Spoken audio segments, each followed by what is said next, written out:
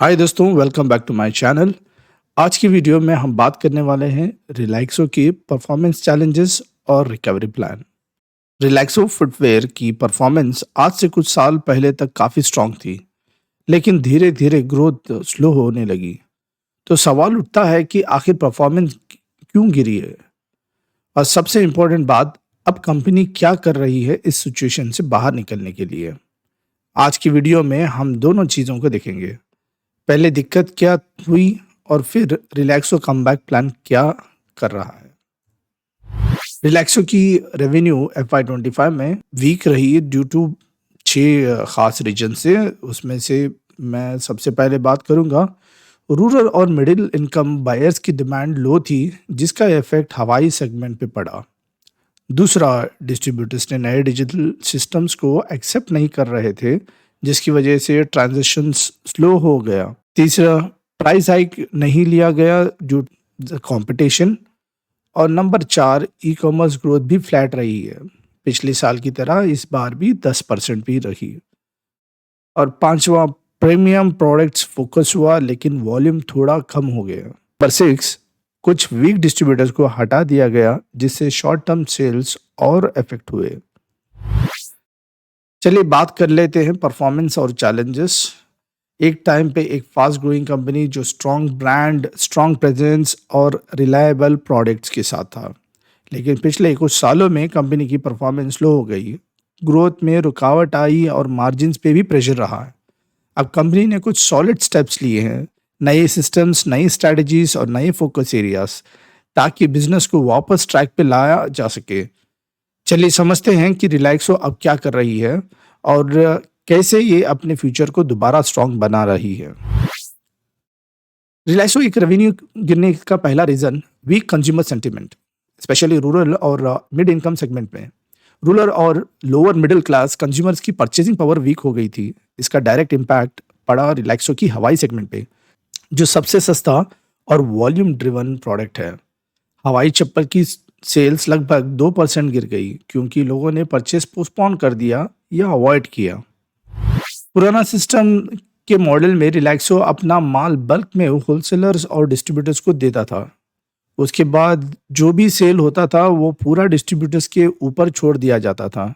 Company के पास कोई control नहीं था कि माल किस रिटेलर तक जा रहा है, कितना बिक रहा है, या सही मार्केट तक पहुंच भी रहा है या नहीं। इस वजह से रिलैक्सो को ना डिमांड का रियल आइडिया मिलता था, ना प्लानिंग सही हो पाती थी। फोरकास्टिंग और मार्केट रिस्पांस दोनों वीक हो जाते थे। तो प्रॉब्लम क्या हुई? जब रिलैक्सो ने नए डिजिटल सिस्टम जैसे DMS और RPA इंट्रोड्यूस किया, तो डिस्ट्रीब्यूटर्स ने उन्हें एक्सेप्ट करना मना कर दिया, यानी ये रेजिस्टेंस दिखाया। दूसरा इशू था, डिस्काउंट्स और कमीशन बार बार बदलने लगे। डिस्ट्रीब्यूटर्स को समझ नहीं आता था कि माल उठाना है या कितना मार्जिन मिलेगा, इस वजह से मार्केट में कन्फ्यूजन हो गया।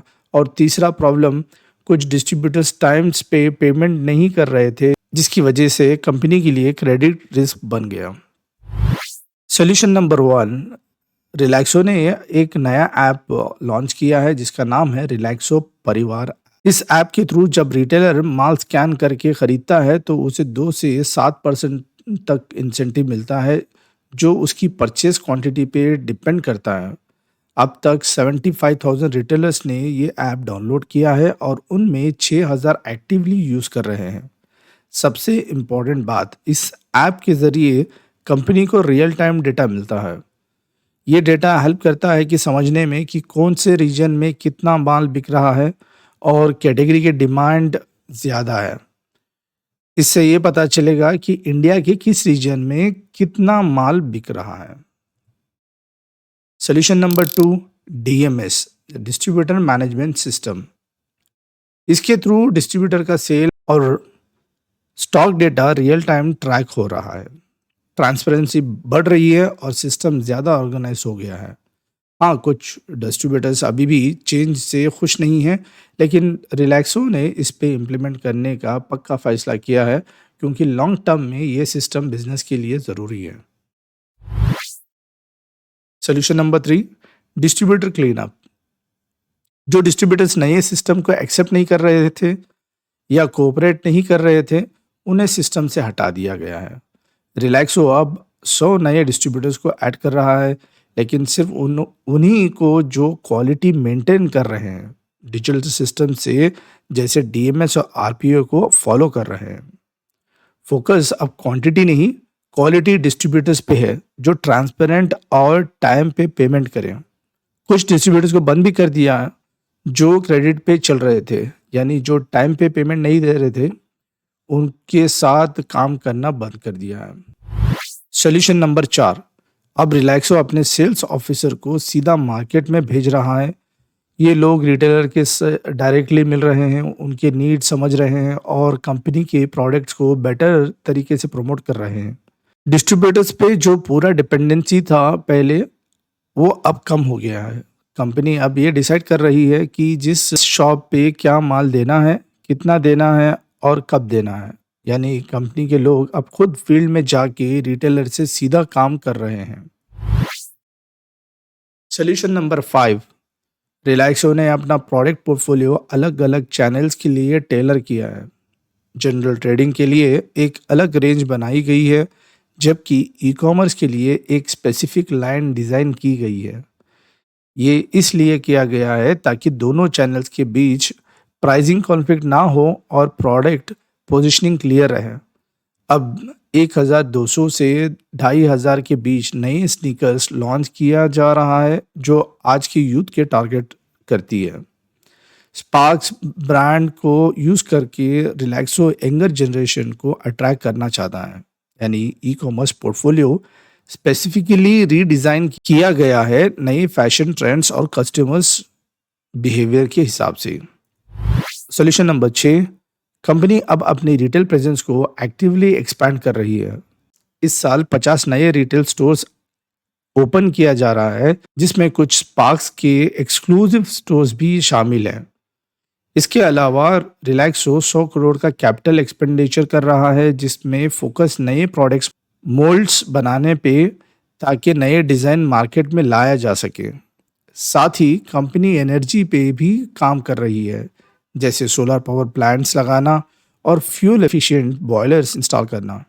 ये इन्वेस्टमेंट को लॉन्ग टर्म कॉस्ट सेविंग और सस्टेनेबिलिटी को दोनों के लिए इम्पोर्टेंट है। रिलैक्सो का फोकस अभी सिर्फ नंबर दिखाने के लिए माल पुश करने पे नहीं है। पहले सिस्टम में कंपनी डिस्ट्रीब्यूटर्स को बल्क में माल भेजती थी, चाहे वो बिका या नहीं, लेकिन अब सिर्फ माल भेज रही है जो एक्चुअल में रिटेलर तक पहुंच रहा है और सेल हो रहा है। ये शिफ्ट प्राइमरी सेल से सेकेंडरी सेल पे ट्रांजिशन को दिखाता है, यानी कंपनी अब रियल मार्केट डिमांड के हिसाब से काम कर रही है। इस अप्रोच से इन्वेंट्री लेवल्स भी कम हो रहे हैं और बैलेंस शीट ज़्यादा हेल्थी बन रही है। कंपनी को लगता है कि FY26 के सेकेंड हाफ यानी H2 FY26 से ग्रोथ क्लियरली दिखने लगेगी। मार्जिन्स में इम्प्रूवमेंट भी की उम्मीद है, लगभग 1% तक। ROCE यानी रिटर्न ऑन कैपिटल एम्प्लॉयड भी 2 से 3% तक हो सकता है, क्योंकि कॉस्ट एफिशिएंट और वर्किंग कैपिटल दोनों पे काफ़ी काम हो रहा है। जैसे जैसे नए डिस्ट्रीब्यूटर सिस्टम सेटल हो जाएंगे, आरपीओ और डीएमएस फुल्ली अडॉप्ट हो जाएगा, वैसे वैसे रिलैक्सो की टॉप लाइन यानी रेवेन्यू भी स्टडीली इंप्रूव हो जाएगी। इस वीडियो को कंक्लूड करेंगे। रिलैक्सो इस वक्त के बड़े ट्रांसफॉर्मेशन फेज से गुजर रहा है। नए डिस्ट्रीब्यूशन मॉडल, डिजिटल सिस्टम जैसे आरपीए और डीएमएस और प्रोडक्ट ऑर्गेनाइजेशन, ये मेजर चेंजेस हैं। शॉर्ट टर्म में इन सब चेंजेस की वजह से थोड़ी तकलीफ ज़रूर हो रही है, जैसे वॉल्यूम प्रेशर और डिस्ट्रीब्यूटर रेजिस्टेंस, लेकिन लॉन्ग टर्म के लिए ये स्टेप्स एक स्ट्रॉन्ग फाउंडेशन क्रिएट कर रहा है जो कंपनी को सस्टेनेबल ग्रोथ की तरफ ले जाएगा। अब सबकी नज़र H2 F26 पे है, जहां से रिलैक्सो की परफॉर्मेंस में क्लियर इंप्रूवमेंट एक्सपेक्टेड है। अगर आज की वीडियो आपको पसंद आई है तो आप मुझे प्लीज़ कमेंट करके बताएं कि अगली वीडियो मैं किस पे बनाऊं, और इस वीडियो को आप ज़रूर से लाइक कर दें, शेयर भी करें, और मेरे चैनल को अभी तक सब्सक्राइब नहीं किया तो चैनल को सब्सक्राइब कर दें। Thank you.